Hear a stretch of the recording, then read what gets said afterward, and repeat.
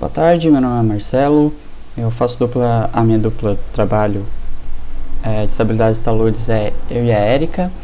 Nós fizemos a todo o referencial teórico, um estudo de caso, e agora a gente vai fazer o cálculo do fator de segurança dos taludes da seção 2 que foi apresentado pela professora. Bom, esses aqui são os nossos dois taludes aqui que foi fornecido pela professora. Nós somos da dupla 8, então a gente ficou com a segunda sessão. E bom, na segunda sessão foram feitos 3 ensaios SPTs, o SP02, SP04 e SP06. Esses ensaios foram muito importantes para poder fazer a caracterização do solo do nosso talude. Para o levantamento de dados, a gente avaliou a sessão 2, como eu já havia falado, nos 3 ensaios de SPT. Minha análise conta com um número médio de NSPT em cada camada de solo, delimitando a linha pisométrica e a característica do solo. Bom, nos dados fornecidos, a gente percebeu que no NSP2 o nível da água estava em 3,15 metros abaixo do solo. Esse aqui é o NSP2. O SP4 está a 1,60 m e o SP06 a 4,4 metros nível da água.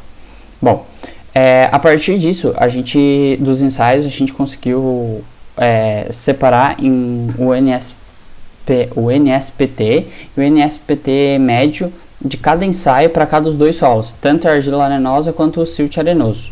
Daqui para frente eu vou falar entre argila e silt, pois esses foram os dois solos característicos durante todo o trabalho. Bom, a gente teve o NSPT médio de 9, no silt de 12. Já no segundo ensaio, a média foi 6,3, no silt 7,25, no terceiro ensaio 10 e 11,5.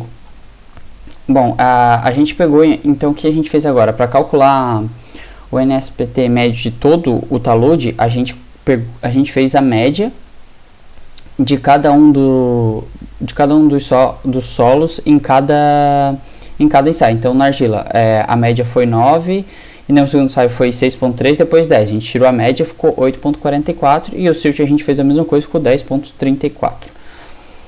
Bom, a partir disso a gente consegue tirar algumas informações do nosso solo, por exemplo, a coesão, o ângulo de atrito. E bom, para isso a gente através da literatura de Beer-Byron, 2015, acho que é assim que se fala, onde a coesão é dada pelo N, que o N é o valor médio aqui, dividido por 0,35. Então no silt a gente tem 29,55 kPa de coesão. Já para obter o ângulo de atrito, a gente vai usar a fórmula proposta por Godoy em 83, que o ângulo é 28 graus mais 0,4 vezes o NSPT médio. E por fim, para definir o peso específico do solo, foi obtido através da tabela apresentada também por Godoy, só que 72. Bom, como aqui a gente pode ver, a gente acabou usando para o silt o valor de 21 kN por metro cúbico, pois a gente considerou ele um solo saturado e compacto. Bom, a coleta do bloco indeformado foi realizada próximo ao SP06, com profundidade de 1 metro. A coleta apresenta os seguintes valores para o solo: 5,78 kPa de coesão, o ângulo de atrito de 28 graus e o peso específico de 17 kN por metro cúbico.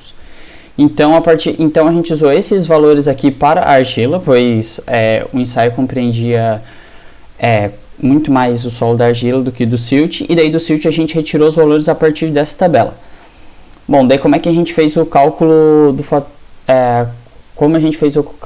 e tirou os resultados do fator de segurança? Bom, a gente usou os métodos de Phillips e Bichot, primeiramente através dos softwares pelo AutoCAD e pelo GeoStudio. Bom, primeiramente a gente pegou o desenho que a professora nos passou da sessão, colocamos no AutoCAD e depois de definir os pontos do solo, as linhas traçadas tanto do solo quanto da divisa entre a argila e o silt e o nível freático, a gente exportamos esse arquivo de AutoCAD para o GeoStudio e onde calculamos os fatores de segurança em cada um dos métodos. Bom, esse aqui é o nosso solo que a gente característico. Ele ficou dessa maneira, aqui em verde a gente pode ver argila, em amarelo silt, e aqui foi a área da região aqui que a gente fez que foi colocado o fator que a gente fez o cálculo do fator de segurança.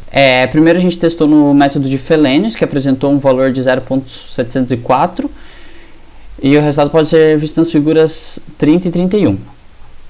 Bom, aqui é a figura 30, aqui ficou a superfície de rompimento, aqui foi o nosso resultado. E bom, na segunda imagem a gente já tem um zoom e a gente pode ver que aqui o ponto crítico está exatamente aqui. Já no método de Bishop, como pode ser visto na figura 32 e 33, o valor foi de 0.734, foi um pouquinho acima do método de Felenius. Aqui a gente tem os resultados aqui ficou um pouquinho mais acima, mas muito característico. Bom, a partir disso, nós conseguimos fazer o cálculo do fator de segurança através da planilha eletrônica. Para isso, pegamos o nosso talude e exportamos novamente para o AutoCAD. E a partir disso, a gente conseguiu ver nas fatias, foram 11 fatias ao todo, ali, e a gente conseguiu as cotas em H, em L, os ângulos do ponto de observação crítico, que a gente conseguiu esse resultado lá no software do GeoStudio.